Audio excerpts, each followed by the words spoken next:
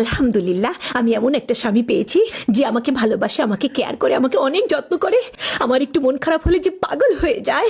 তারপরে আমার যদি একটু হাত পা ব্যথা করে, শরীর খারাপ হয়, সে আমার হাত পা টিপে দেয়। এত ভালোবাসে, আর এত ভালো মানুষ, এত ভালো মানুষ শুধু আমি কেন, আমার জায়গায় যদি অন্য কোনো মেয়েও হতো তাকেও সে ওইভাবেই ভালোবাসতো, ওইভাবেই কেয়ার করতো, তার হাত পা টিপে দিত।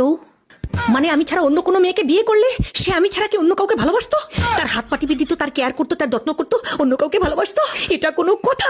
শালা পুরুষ মানুষ, পুরুষ মানুষ ভালো জিনিসই না। এটা কোনো কথা? বউ ছাড়া আরেকজনকে কেন সে ভালোবাসবে? এক্ষুনি ফোন দেবো আমি। হ্যালো হ্যালো জন। এই শোনো, তোমরা পুরুষরা আসলে ভালো না, বুঝছো? তোমাদের স্বভাব চরিত্র চেঞ্জ করো। লজ্জা করে না নিজের বউ বাদ দিয়ে আরেকজনকে তুমি ভালোবাসতে যাও? কি বলো, কি হয়েছে?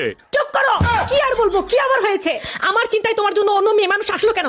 তুমি আমাকে কম ভালোবাসো, সেই জন্য তোমার মধ্যে অন্য মেয়ে মানুষের চিন্তা করেছি। বুঝতে পেরেছো তুমি? আমি চিন্তা করতেছিলাম তুমি আমাকে ভালোবাসো, তুমি আমাকে কেয়ার করো। তারপরে আমি ভাবলাম যে আমি যখন না থাকবো তখন তুমি যদি আরেকজনকে বিয়ে করতে, তাকে ভালোবাসতে না, তাকে কেয়ার করতে না। তো বউকে ভালোবাসবো না, কেয়ার করবো না? কি এত বড় কথা?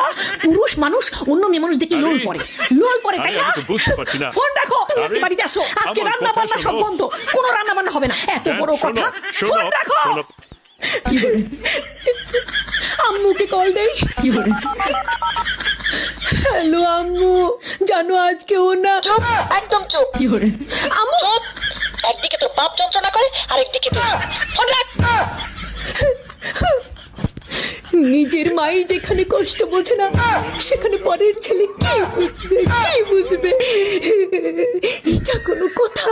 স্বামীকে